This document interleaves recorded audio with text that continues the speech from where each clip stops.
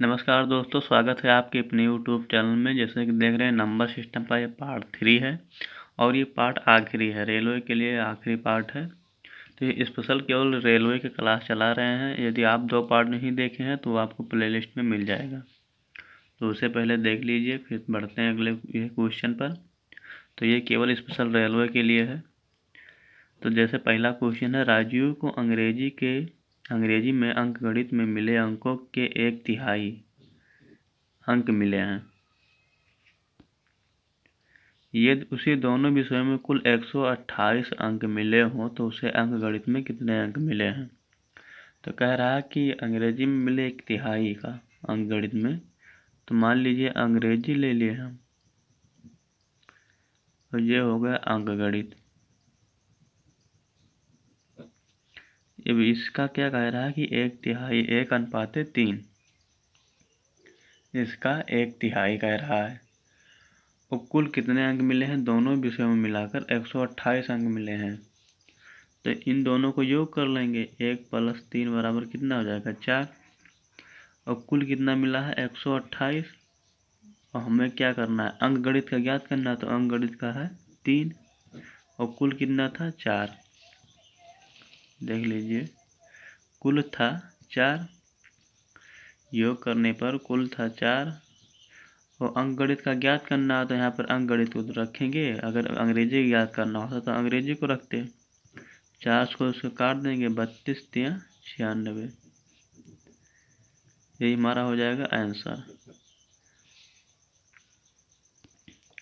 यदि अंग्रेजी को पूछता तो यही 128 को यहाँ पर अंग्रेजी का मान कितना, 1, फिर 4 रख देते और 32 के तो किसका आ जाता, अंग्रेजी का आ जाता 32। तो अंकगणित में 96 मिले। अंकगणित से हमसे पूछा गया है तो ये 96 हमारा हो गया आंसर। तो बढ़ते हैं अपने नेक्स्ट क्वेश्चन पर।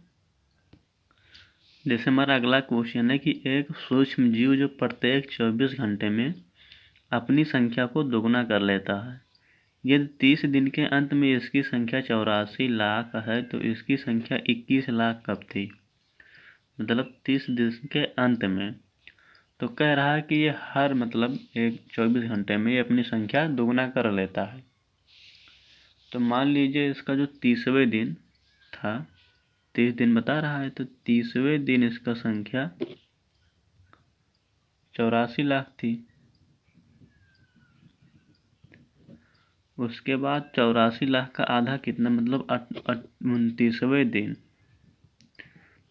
21 पूछा है तो माइनस में जाएंगे तो 29वें दिन इसका हो जाएगा 42 लाख। कह रहा है कि 24 घंटे में ये दुगना हो रहा है। तो ये 42 लाख हो गया। तो 28वें दिन कितना हो गया, 21 लाख। 42 का आधा 21, 84 का आधा 42 और फिर 42 का आधा 21। और हमसे पूछ क्या रहा है कि 21 लाख कब होगी, तो 28वें दिन। हमारा आंसर हो गया यही ना, कि 28वें दिन वो इसकी संख्या 21 लाख रही। तो बढ़ते हैं अपने अगले क्वेश्चन पर। शायद समझ में आ गया होगा आप लोगों को। जैसे देख लीजिए, मेरा अगला क्वेश्चन है कि 301 तथा 501 के बीच, 301 तथा 501 को लेकर कि ऐसी प्राकृतिक संख्याएं जो 7 से विभाज्य है तो उनका कुल योग क्या होगा। जो 7 से कट रहा है उसको योग जोड़ने पर क्या होगा। तो इसका हम एक सूत्र बताए थे कि योग बटा एवरेज भी होता है, कि 7 से कटने का जो है योग बटा एवरेज, 7 से कटने वाला योग बटा एवरेज गुणया। तो इसका सूत्र एक ये भी रहा, बताए थे, जैसे कि मान लीजिए ये पहली संख्या है जिसको लेकर कह रहे हैं, तो 301 जो हो 7 से कट जाएगी। ये जो फर्स्ट संख्या है 301 हो जाएगी। और लास्ट संख्या जो 501 है ये नहीं कटेगा, तो इससे कम का लेंगे तो कितना आएगा, 497। तो लास्ट संख्या जो हो जाएगा हमारा 497। ये दोनों 7 से कट जाएगा और इनका जो डिफरेंस होगा, डिफरेंस जो हमारा होगा वो 7 7 का होगा। तो एक सूत्र था कि फर्स्ट प्लस लास्ट बटे 2। सूत्र था कि फर्स्ट संख्या प्लस लास्ट संख्या बटे 2 गुणे लास्ट संख्या माइनस, यहाँ पर माइनस रहेगा, यहाँ पर प्लस रहेगा, यहाँ पर माइनस, माइनस फर्स्ट संख्या बटे डिफरेंस है। तो डिफरेंस कितना का है? 7 का। तो वही हम ले लेंगे। तो यहाँ पर हम फर्स्ट संख्या कितना है? 301 बटा लास्ट कितना है? 497 बटे 2 हो जाएगा, गुणे 497 लास्ट संख्या इसमें लेना है। तो 497 माइनस 301 बटे डिफरेंस हमारा 7 का है। क्योंकि जैसे 301 है तो फिर 308 फिर कट जाएगा 7 से ना, तो बीच में कितना गैप हो? 7 अंक ही तो वही डिफरेंस हम लिए हैं। तो इसको जब हम माइनस करेंगे तो ये आएगा 798। इसका जो है इसका आएगा 798 बटे 2 गुणे इसको हम माइनस करेंगे तो 196 आएगा। हाँ, यहाँ पर प्लस 1 भी रहेगा, ये भी ध्यान रखना है कि यहाँ पर प्लस 1 लगाते हैं। तो इसका देखिए, देख लीजिए, ये सूत्र में ही है प्लस 1, भूल गए थे लिखना। तो ये सूत्र में ही प्लस 1 रहता है। तो इसका बचेगा 196 बटे 7 प्लस 1। तो आएगा कितना?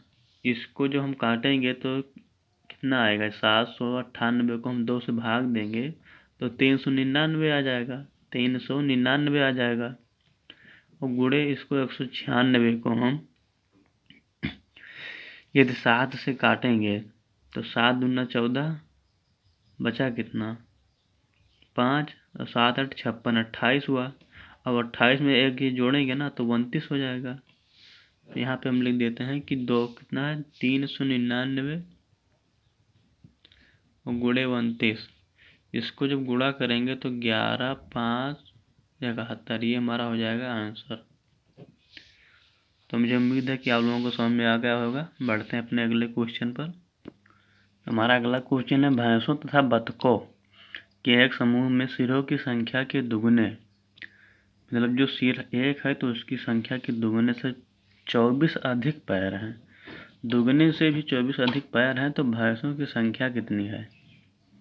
तो मान लीजिए भैंस की संख्या x मान लेते हैं, x मान लिए, और बतख का y मान लिए, बतख का y मान लिए, और जो सिर हैं, क्योंकि इसका भी नहीं पता है तो इसको हम जड़ मान लेते हैं, सिर को भी जड़ मान लेते हैं। तो कह रहा है कि सिरों की संख्या का दुगना है, तो यहाँ पे हम 2 गुना ले सकते हैं ना। तो 2 गुना में हम लिख सकते हैं 3x प्लस वाई प्लस जड़ लिख देना, बराबर जड़ लिख दें। तो इसमें से सभी में गुणा होगा तो क्या हो जाएगा? 2x प्लस 2y बराबर 2 जड़ हो जाएगा। सभी में जो गुणा तो होगा, ये 2 में सब में गुणा होगा, तो ये इतना आ जाएगा। फिर क्या करना है, इनमें हम ये देख लीजिए, जैसे ये इसको हम समीकरण 1 मान लेते हैं, समीकरण 1 मान लीजिए, ये समीकरण 1 हो गया। फिर यहाँ पर ले लेते हैं समीकरण दूसरा। तो समीकरण में हम दूसरा का अगर इसका फिर 2 गुना करेंगे तो ये हो जाएगा 4x प्लस 2y बराबर 2z, सॉरी 2z। तो क्या करना है कि समीकरण ये दूसरा होगा तो इसमें से इसका घटा देंगे, माइनस कर देंगे। तो 2x प्लस 2y बराबर 2z।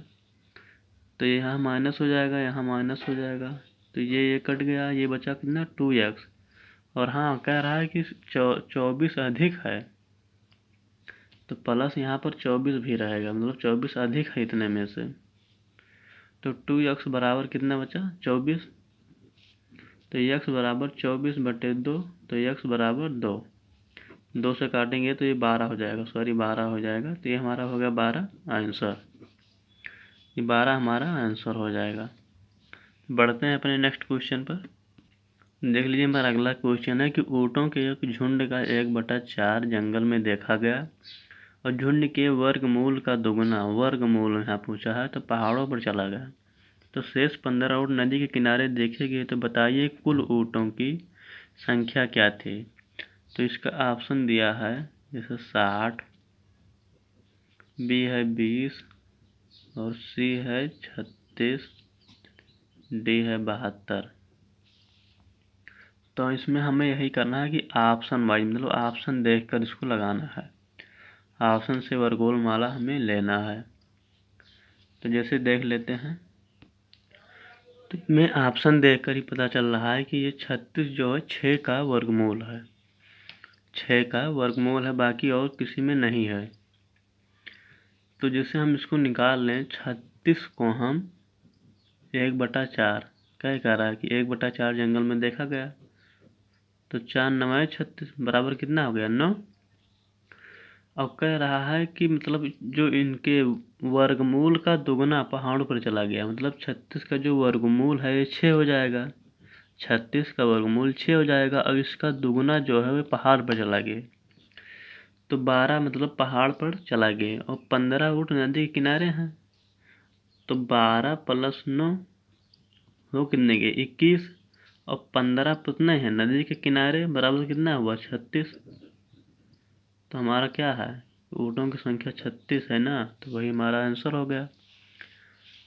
जैसे देख लीजिए कि 36 एक जो वर्गमूल आता है, बाकी देख लीजिए कि यहाँ पर फिर मतलब 3 का वर्गमूल बन जा रहा है। तो जैसे 60 हम ले लें और 1/4 से काटेंगे तो क्या होगा, 4 एकम 4, 2/4 पंचे 20, 15 किसी का वर्गमूल है नहीं है। तो इसी तरह इसमें कोई भी नहीं है, तो 36 एक वर्गमूल संख्या है और वर्गमूल का दुगुना, फिर जो वर्गमूल है इसका दुगुना किए, 36 का वर्गमूल 6 हो जाएगा, इसका दुगुना 12 हुआ, 12 में +9 जोड़ दिए। उसके बाद कह रहा है कि 15 नदी के किनारे हैं, 15 उसको भी जोड़ेंगे, 36 आया, हमारा 36 ही हो जाएगा आंसर। तो देखते हैं नेक्स्ट क्वेश्चन। देख लीजिए हमारा अगला क्वेश्चन है कि एक जो पेड़ है प्रतिवर्ष अपनी ऊंचाई का 1/8 भाग मतलब बढ़ता है। यदि आज उसकी ऊंचाई 64 सेंटीमीटर हो तो 2 वर्ष पश्चात पेड़ की लंबाई क्या होगी। तो कह रहा है कि 1/8 भाग बढ़ता है, तो बढ़ता है तो जोड़ देंगे ना, घटता होगा तो माइनस कर देते। तो ये 8 में 1 जोड़ेंगे तो क्या हो जाएगा 9/8। यदि हम इसको जोड़ देंगे एक तो 9/8 हो जाएगा। और कह रहा है कि मतलब 64 सेंटीमीटर, उसकी ऊंचाई 64 सेंटीमीटर हो तो 2 वर्ष बाद मतलब 64 सेंटीमीटर है। कह रहा है कि 64 सेंटीमीटर है और 9/8, 2 साल है तो 2 बार 9/8 हो जाएगा। यदि यहाँ 3 साल बोलता तो यहाँ पर एक बार और 9/8 से गुणा करते। तो यहाँ पर मतलब जितना साल बोले, जितने साल बाद पूछे उतना बार गुणा करना है।